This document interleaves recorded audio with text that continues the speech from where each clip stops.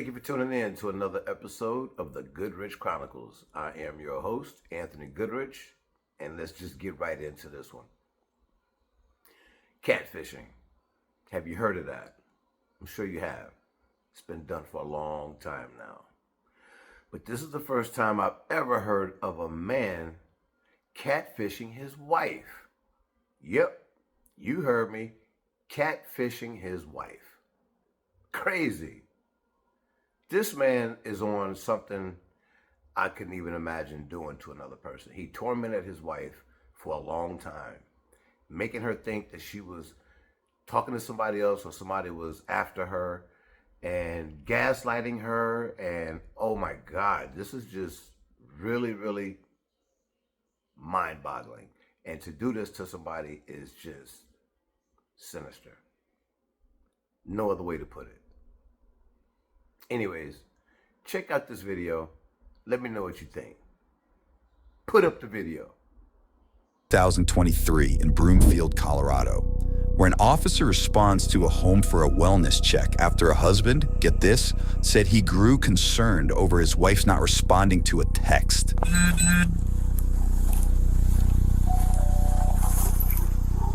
Hello. Oh, I was just, I'm their neighbor, and they called, and they're like, can you go see if she'll answer the Oh, yeah, he sent us as well, so. Yeah, I'm like, I live in the house. Just next door? Okay. All right, well, you got this. All righty, man. Appreciate it.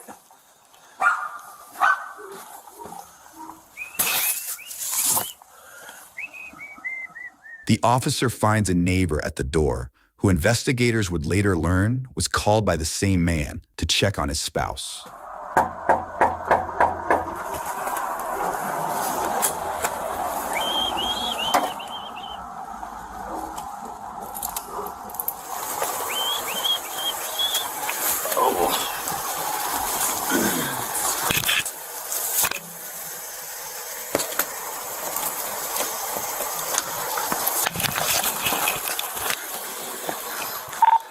$151, send medical, and $110. I need a 4th entry. I got a female down in the garage. You heard that right. The officer spots a woman unresponsive on the ground in the garage and takes action. Once inside, investigators find the caller's wife, Christine Krug, beaten and stabbed to death. Next, we catch up with that concerned husband as he arrives at the scene.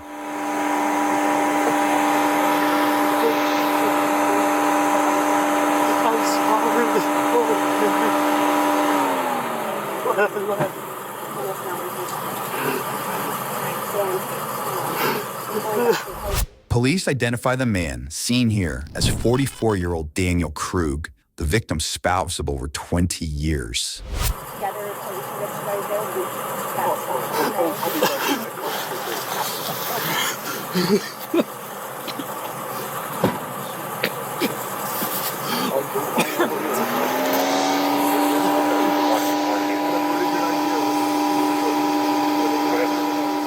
Let's rewind about a month earlier, when the victim alerted authorities about an alleged longtime stalker who she says recently cranked up the heat. All right.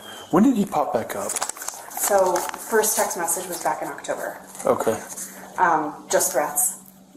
And just out of nowhere? Yes. Just He pop does back? this. He does this, and he's been doing it for over 20 years. Okay. So this is, so. This is the first time it's this violent, Okay. aggressive. Normally it's hey, how's it going? Okay. Nope.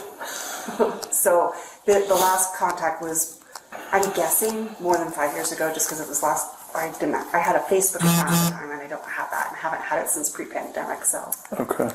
Easily, like, whatever, how many years before that. Yeah, no, completely out of the blue, and not engaging at all, so there's absolutely no response from me. Okay. And he's still going.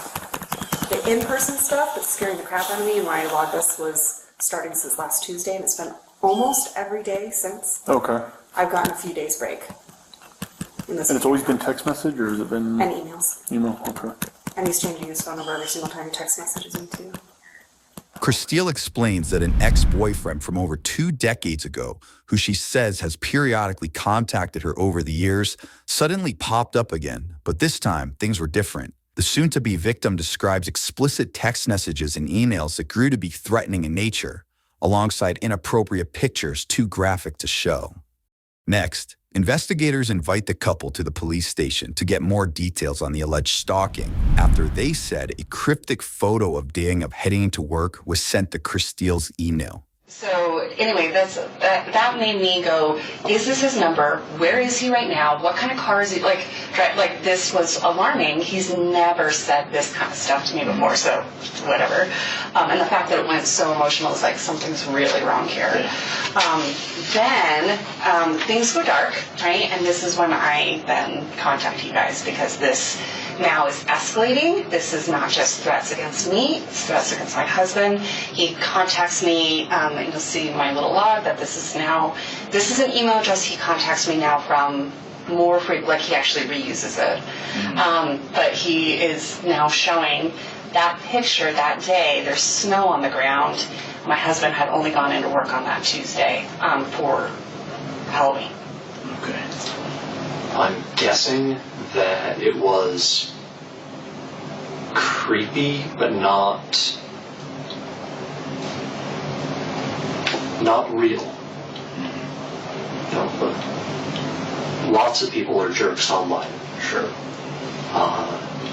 Other than that, I'm sure she has mentioned to you that she and I go through a rough patch, kind of on the rocks. So probably didn't seem that pressing until it was. Sure. Daniel made some disturbing comments, calling the alleged stalking, quote, creepy and not real, before revealing his marriage was, quote, on the rocks. Fortunately, even though my husband has a camera in his car, he did not see anybody. Sure. And then unfortunately lost all the video because he didn't save it. So. Yeah. She didn't want me to panic, so she didn't share all of the details of the log. And so, as I got all of the details, my panic level has gone considerably higher. Not now, because I'm in a police station. Sure. And honestly, this is the safest I've felt since Monday at lunch. So anyway, just a lot of like very sexually explicit, very graphic, very just like poke the bear kind of thing. And then trying to prove to me that he can follow us. Yeah. I went to the grocery store briefly on Tuesday, and someone behind me dropped a can, and I panicked. My husband did see these, definitely this message, so he very much still remembers that if you ever need someone to corroborate that they saw it, but I don't know how credible of a witness someone that my husband would be, but... Yes and no. But yeah.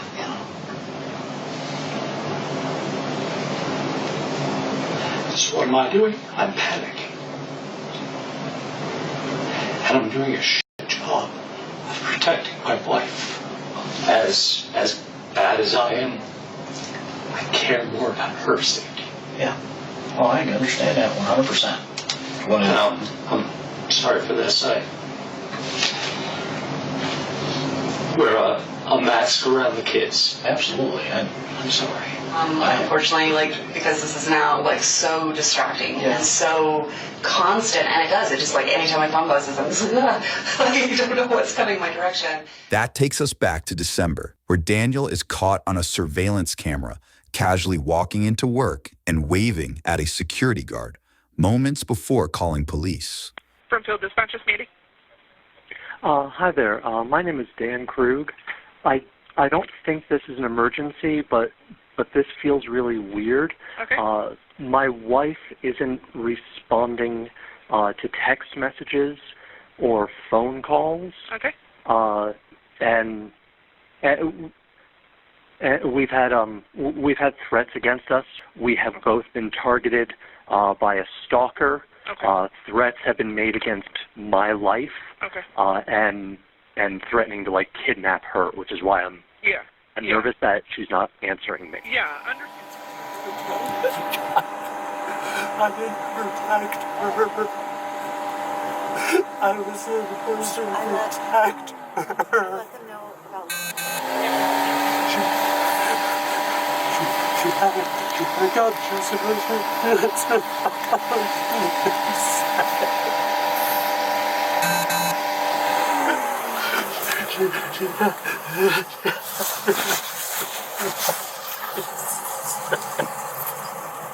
Daniel is escorted to the police station, where detectives have plenty of questions for him.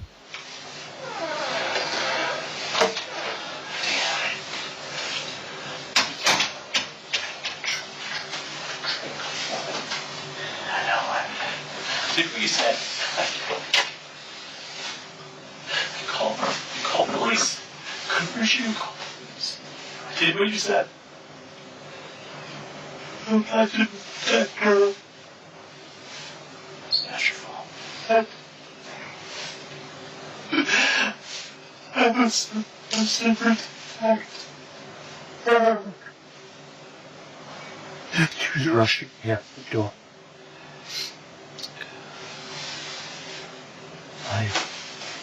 I was Kingfield. I was leaving.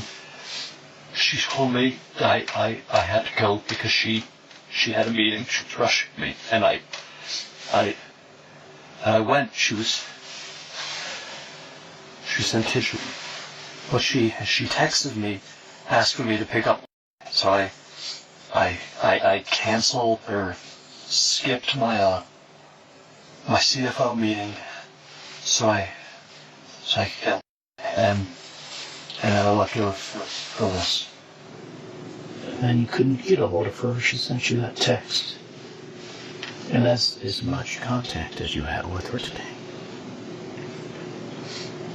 And I panicked when the check marks weren't there.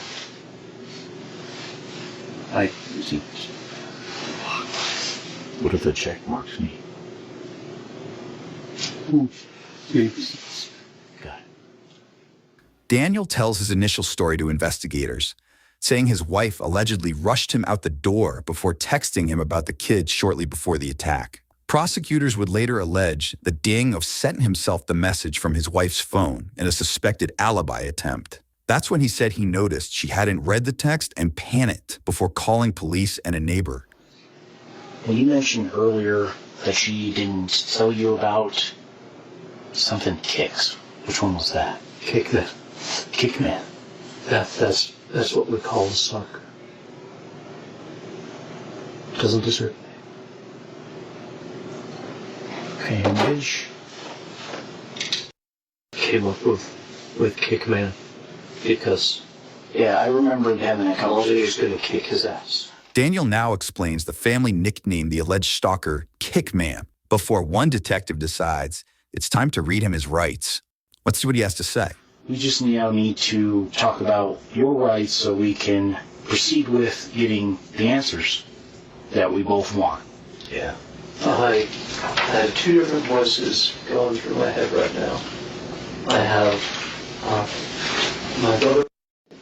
Yeah, I've mentioned him. He's the sheriff's lieutenant. And I have his voice saying, talk to the police. And in typical cop fashion, he married a prosecutor. So I had Lynn's voice in my head going, get a lawyer. Daniel ultimately agrees to talk, for now, but one detective digs in for further details. I just want to... What caused the, anxiety or panic as to why it was so concerning that she didn't respond? It was a really specific question about a time impacting the kids. That's something that you will always respond right away on. And then, other than that, that was enough for me. That felt weird. It hurt me that she didn't tell me about the stalker when it started, but she brought me in right away once he sent her a picture of me. And at that point, she brought me fully up to speed, and I saw the horrible messages. I saw the ad, all that crap. And that's when she and I started working on game plans. Again, what do we do to protect family, to protect the kids, define your threat level. She had a gun, she was armed. I don't want lethal items. We didn't let each other kind of be alone anywhere. Had to take dogs for a walk or dog for walks. We would do that together. So it almost sounds like all this kind of maybe even brought you guys closer, not maybe emotionally closer, but you guys were physically sort of working on things besides your kids. There was a mutual... Yeah, there was... Over the course of November, there was a better team feel. Okay. We respond to crisis. Right. And I told her at that point, I told her I didn't want to die for someone who didn't care about me anymore. That's really hard. And I told her I wanted uniforms. And how does she take that? Angry. Obviously. Mostly anger that I said it now, with everything else going on. So she said she didn't want to talk about it until all of this was done. And then he got quiet, and we just kind of sat in that. I want a divorce. Okay. I have loved you for 20 years. Mm-hmm.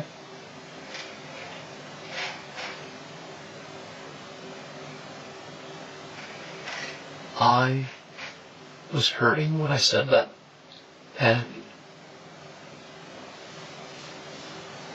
what I wanted was her to say she cared about me.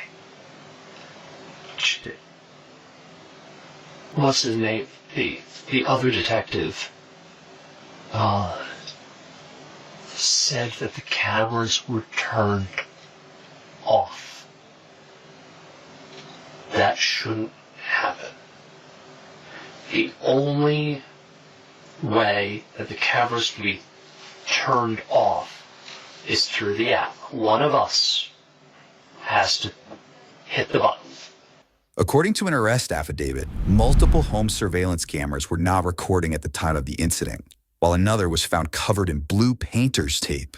He said they were turned off, and one of them looks like it has something on it.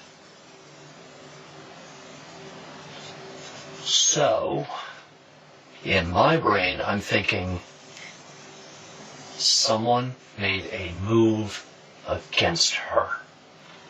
So in my brain, the story that I have is someone came to the door. Maybe she went outside to get a package, and they must have come in. And she's a fighter. She's strong. She would have fought. And why do you say that? Have you guys fought before, or you just know that? Okay. I know her. Okay. She refuses to be a victim. I don't. Okay. So, I mean, who do you think killed her? I think it's Jacob. I think it's... Okay.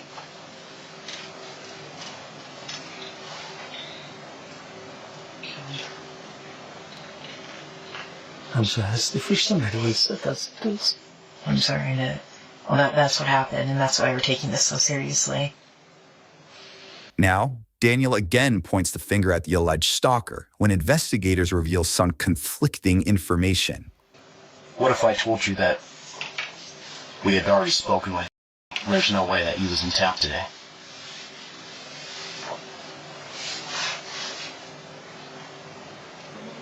I have nothing. And I'm terrified to bring my children home. The Gmail account, the Kickman account that you guys initially received with the photo of you in it, and the phone number, those originated through their IP addresses at your office. Doesn't make any sense. Well, he took the photo of me at my office. Right. But both of those accounts originated from IP addresses that was back to your office. I don't know what to do with that. There are Wi-Fi access throughout the facility for employees, and there's public Wi-Fi access throughout the entire facility. And we literally post the passwords in every single meeting room. Okay. Okay. Because I guess the biggest concern is just the timing of everything, that it just doesn't quite make sense to have somebody create an account, take a photo, and then immediately send it off, and then the account is no longer being used. None of this makes any sense. Things are certainly pointing in one direction right now. So I'm going to throw this idea out there, right? You know he has reached out to her in the past, a number of times. She's been very open about that, yes. Right. The last time was 2016-ish. He had asked her at one point if she wanted to have sex. And he's approached her multiple times. Right? So this next time, if there's any bit of question about infidelity, whether it's with or anybody else, we might create an account to see if we can create a facade, or see if Christine's actually interested in me. So we ask her and push the bounds a little bit and see if that will confirm our suspicions of infidelity.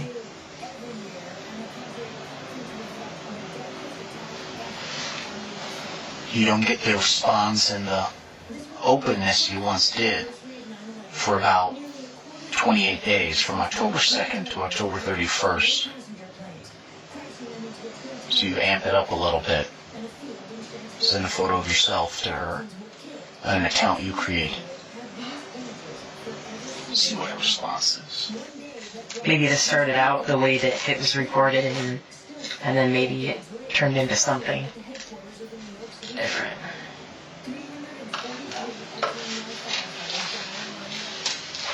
Is that to suggest that I would put my children through this? But I think ultimately what happened today would bring you the closest to your children that you've probably ever been in your mind. There has to be somebody that was able to turn off the cameras, that was able to access a password-protected system to turn off cameras, that was able to use your IP address from your work to create accounts, to send messages and photos, to act as a stalking suspect. Well, tell me. Help me make sense of it. I don't know, I'm not the one who does this. I'm analytical at work, and I read and write fiction at home. I don't do crime drama. I don't know what is. If you're adamant that it's not Kickman, then there has to be something. Kickman is 6.5 hour drive from here. There's no way you could have made that drive. If you flew, we would have record of that. That doesn't show up on any sort of flight record through the FBI, DEA, Homeland Security, anything like that. And then, in fact, he was contacted in his house, severely intoxicated. Let's join officers more than 8 hours away in Eagle Mountain, Utah, where they catch up with the man who Daniel claimed to be responsible for the crime. I'm going to ask you a couple of names to see if you recognize any names. Okay. Have you ever heard of the name Crystal Krug? She may have been Grimsrod when you knew her. Yeah. And do you know a Daniel Krug? No. No? How do you know Crystal? She was an ex-girlfriend. She's an ex-girlfriend? How long's ex? Like how long ago? 1999. Oh, so like a long while ago. She was my very first girlfriend ever. Oh, okay. Yeah. When was the last time you talked to Crystal? Has it been a minute? It's been a minute, yeah. Like since you moved from... Yeah. Yeah. So that would have been what, back in 2014? Yeah. The ex was definitively ruled out after investigators said he had a verified alibi and no evidence to show he had traveled. All this time that we've been looking for him for the protection order, and you just found him today, like that.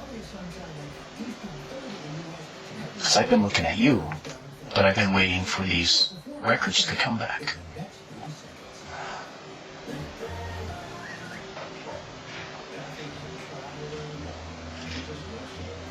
We've been chasing the wrong dog.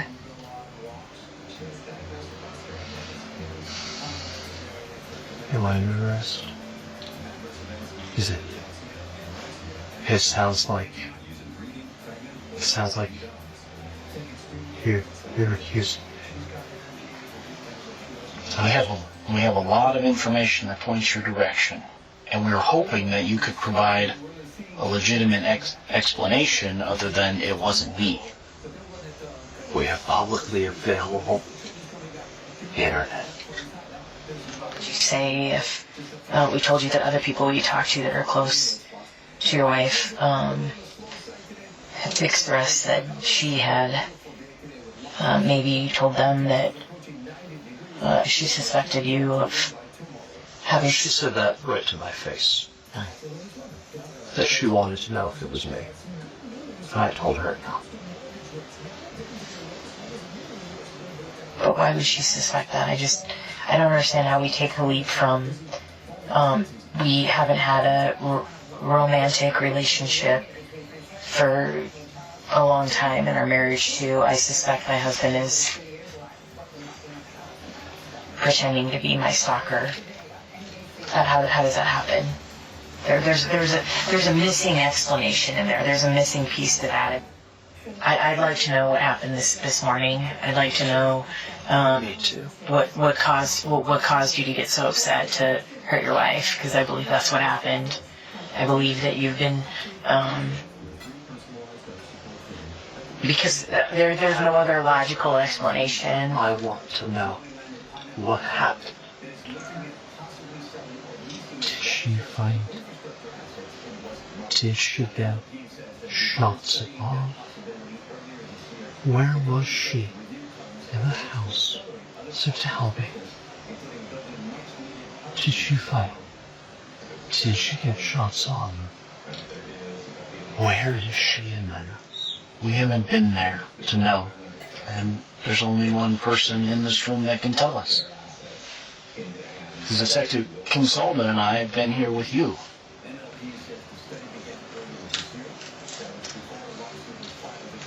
I think you know the answer to all those questions. I think you got confirmation or found out that she had a boyfriend this morning, or something happened that pissed you off, and you did something that you regret now, because you can't go back. And you can't go back to, stalking her secretly, or pretending to be her stalker, or making plans, having cooperation with one another, although it's not romantic, having cooperation with one another to fight together against Kickman. You have your theory. It is wrong. Please find the bag. Is this the point where on there, whatever that checklist is, I say, I'll have it in front of you? Yeah, that's fine. Daniel asks for an attorney and ends the interview, but it's not long until we hear from him again. I want you to find who did this.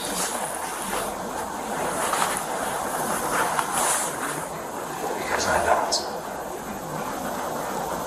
You don't believe that? Fine.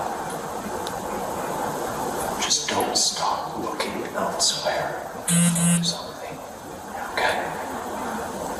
Find. Are you married? With kids? Divorced? Red line yet? I don't care if you capture him. I just motherfucker bang. He took my children's mother for Christmas. According to the Broomfield District Attorney, Daniel was accused of freeing Chris Steele's ex and carrying out an elaborate plan to cover up his crime. A jury later convicted Daniel of first-degree murder, stalking, and criminal impersonation. He was sentenced to life in prison. Now, there's nothing that I can think of that is nearly as diabolical as that situation. That's crazy. Sleeping and living with the enemy. This woman had kids with this man, and he catfished her for a long time. Drove her crazy, made her think she was crazy, and they ended up killing her. He need his ass whooped. Yep, he need his ass whooped. I might end up changing the title to my shows to Who Needs Their Ass Whooped? Or They Need Their Ass Whooped. Or maybe He Needs His Ass Whooped. And sometimes she need her ass whooped. You know what I'm saying? In this case, yeah, he need his ass whooped, for sure. Crazy. Anyways, you could have been anywhere in the world, but you chose to spend some time with a brother like me, and for that, I will always be grateful. Thank you very much. Anthony Goodrich is signing off.